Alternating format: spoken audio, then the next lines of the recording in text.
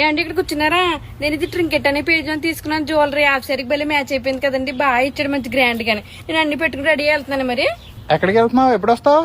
అడుగుతున్నావా? అడుగడుగు వరుస పెట్టి అదే ఇంకా అడగట్లేదేంటా అనుకుంటున్నాను. అదే ఏం వేసుకెళ్తున్నావు, ఏం పట్టుకెళ్తున్నావు, ఏం తీసుకెళ్తున్నావు, ఎప్పుడు వస్తావు, ఏం చేస్తావు, ఇదే ఇంకా అడగలేదేంటి అనుకుంటున్నాను. ఈ మధ్య బాగా నీకు ఈ అడగడాలు ఎక్కువైపోయినాయి. అసలు ఆడలకు స్వతంత్రం లేకుండా పోయింది. చెప్పకుండా బయటకు వెళ్ళాలి లేకుండా.